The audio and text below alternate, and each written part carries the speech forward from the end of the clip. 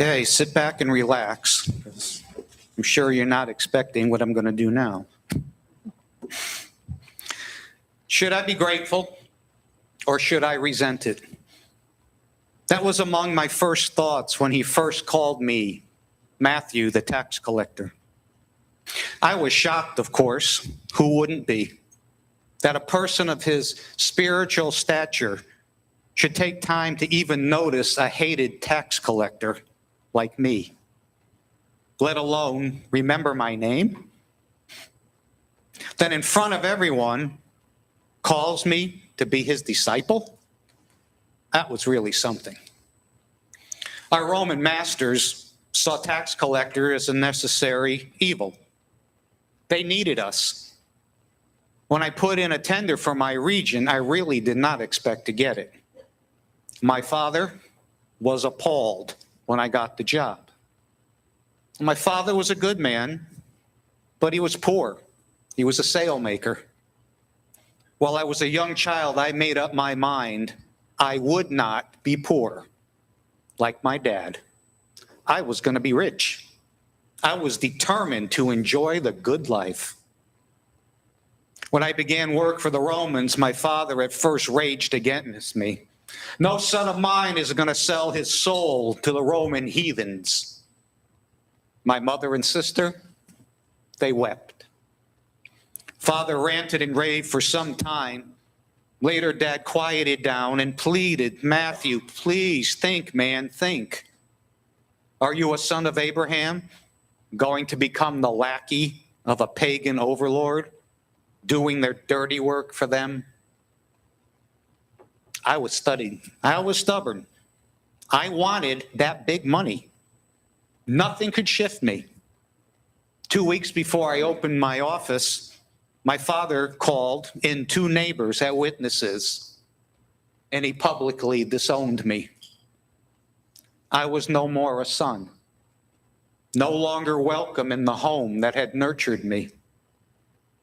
I left, hearing my mother sobbing inconsolably.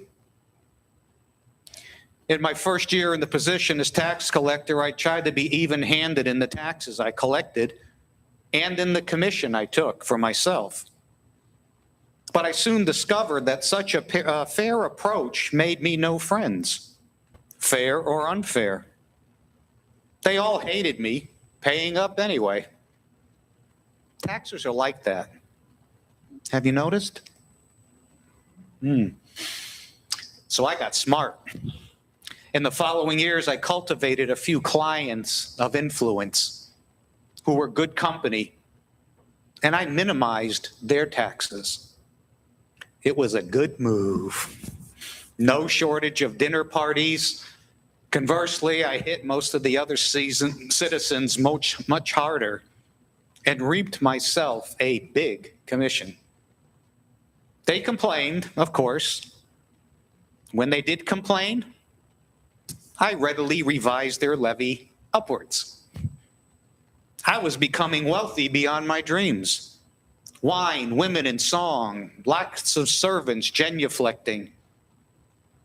By the time Jesus began his ministry in the province of Galilee, I may have not been widely liked, but I was certainly someone to be reckoned with. A palatial home was being built for me on a hilltop to display my success to the world. Yes, I had made it big time. Then he arrived at my office, and he turned my life upside down. Should I be grateful, or should I resent it? He was no stranger, of course. I knew a lot about him. My minions had been reporting to me for some time regarding his activities. 3 times I went myself to see and to hear this prophet. Oh, he was good. I'll give you that. Wonderful speaker, plenty of charisma, but he was impractical, a real daydreamer. The cynic in me smirked as I declared to my hangers-on that this pretty fellow knew nothing about the real world. All that talk about wild birds and lilies of the field, not storing up treasure on earth, it was sentimental claptrap. And as for praying for those who would, I'm sure, slit my throat if they could, or forgiving my enemies, who's going to take that seriously? Come on. Nevertheless, when each day was over and the night partying had concluded, I lay awake feeling achingly alone. Did I have any real friends? Was there any man with genuine respect for me rather than a craven fear of me?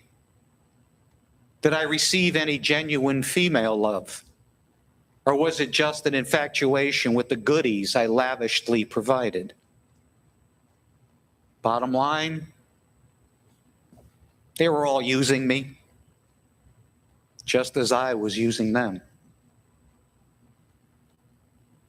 There was something about this Jesus, though, that got under my skin. His words sharpened my discontent. Where was the joy I had lost in my extensive partying? Where was the peace I had not found in my brilliant career of money-making? Where was the love that avoided me? A hunger for something better was awakened by that prophet Jesus. And like a yapping terrier, it refused to be quiet. Confound this Jesus. Why should a carpenter's son from Nazareth, with pretty parables and saying, disrupt my life? My life is my own. I have it all. Man, but did I? Did I have it all? There was a discontented and lonely soul that was shivering beneath my outward show of success. An emptiness that left me hungry and thirsty for something more satisfying. On that day when everything would change, I was busying myself in my office with the books. Romans loved paperwork. While my servants manned the tax counters, a shadowy shadow fell on the doorstep. I did not look up.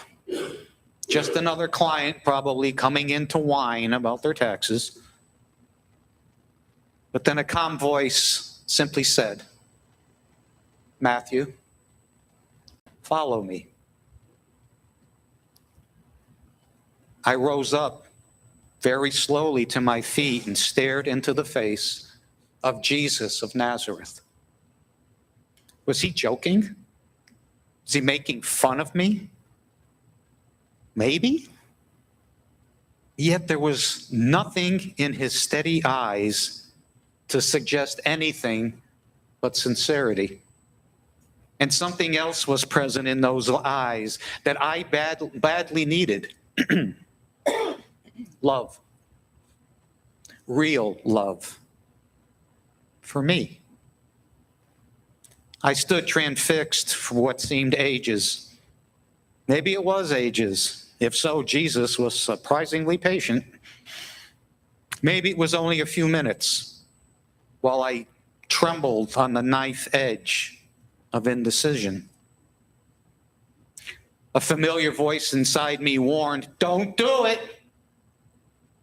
Yet another voice inside my head whispered, at last. Here is the love and the respect for which you have been so hungry. Think how lonely you have felt at the core of your soul. Consider how deeply you have craved for something more. Move your feet, man. Move. Follow. Be a disciple. This is it. At last I moved.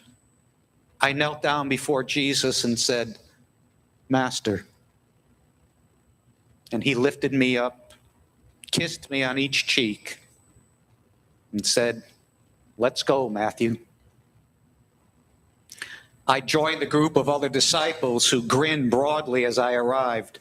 The big one, Cephas, laughed and shook my pampered hand with his big work rough paw. The young fellow called John, the son of Zebedee, gave me the kiss of peace, and he hugged me.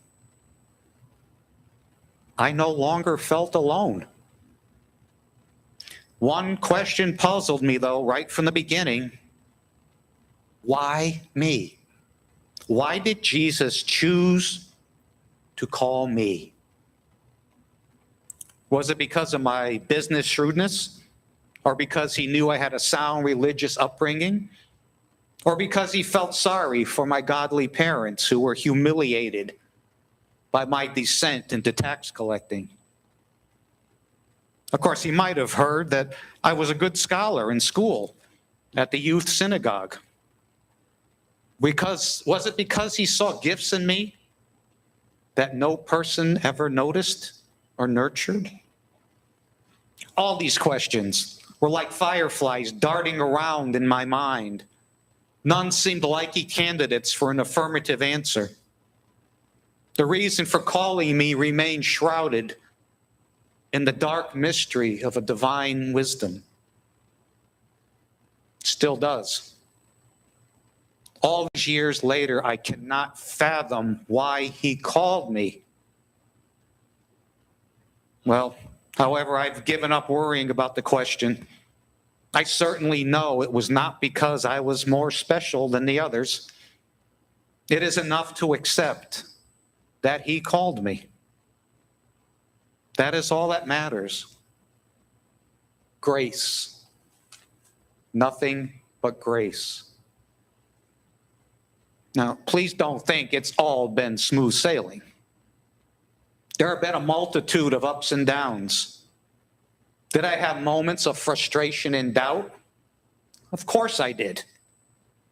There were times I was sleeping out in the open, huddled with the others close to a rock against the biting wind. When I remembered my comfortable bed and the warmth of a pretty woman beside me. There were days when walking beside a cornfield that I was hungry enough to pick heads of hard grain and chew them for sustenance. There were cold mornings in some peasant's house when I remember how comfortable it had been to have a servant bring me warm water, a towel, and a razor, and proceed to wash and shave and pamper me.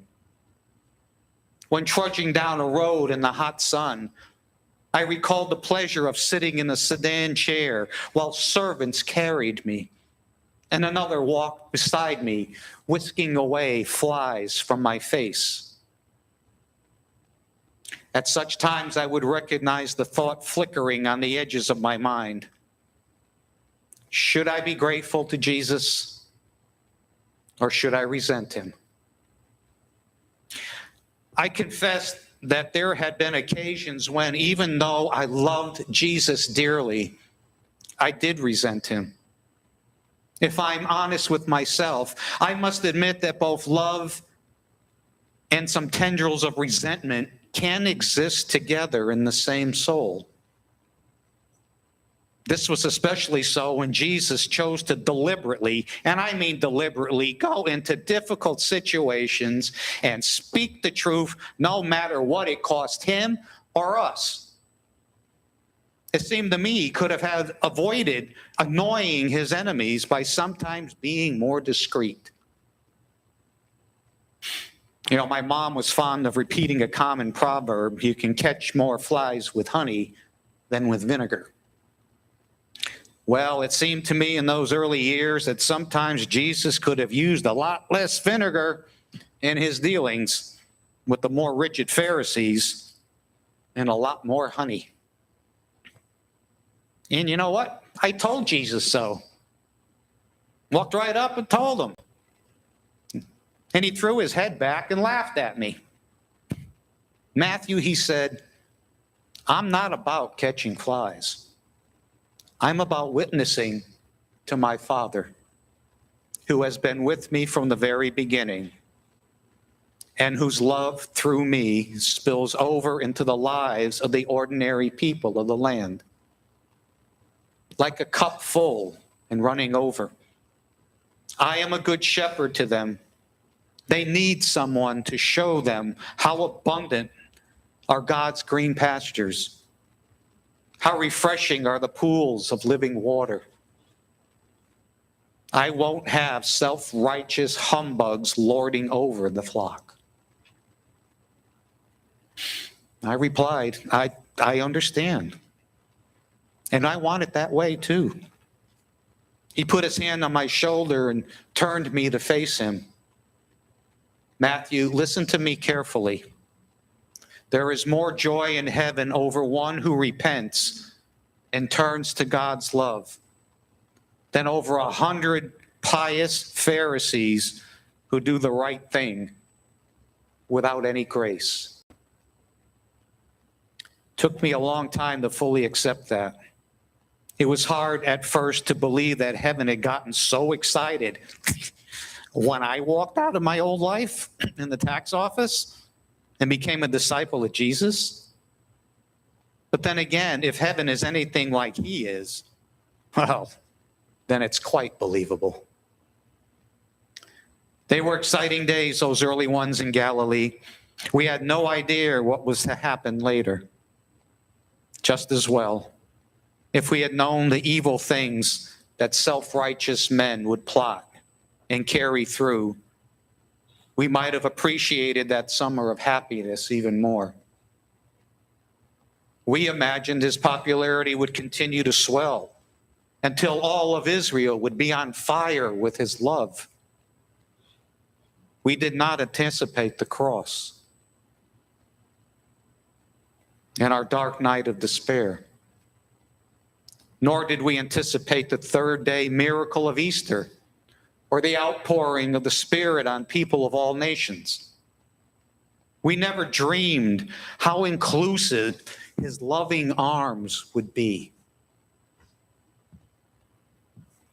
Today, when I look back over my life and think of the sort of man I was as a wealthy tax collector who had sold his soul to the god Mammon, and compare it with what has happened since Jesus called me and I said yes to him, no, I have no regrets at all. I left all and followed him, and he has given me more wealth than I could ever imagine. Not gold, not silver, not palatial houses or rings on my fingers. Something far more costly and more beautiful has enriched my life.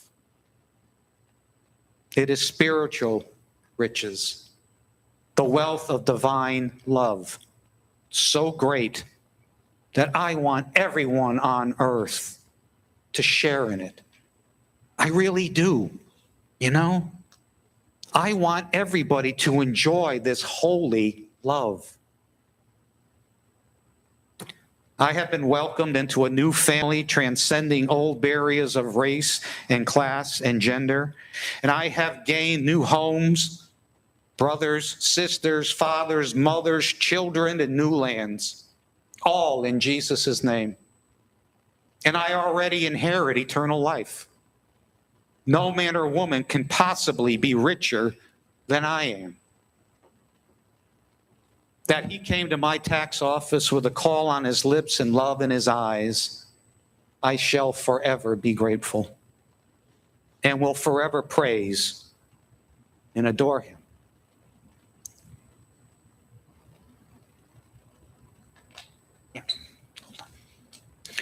I've got to go. Jesus is calling.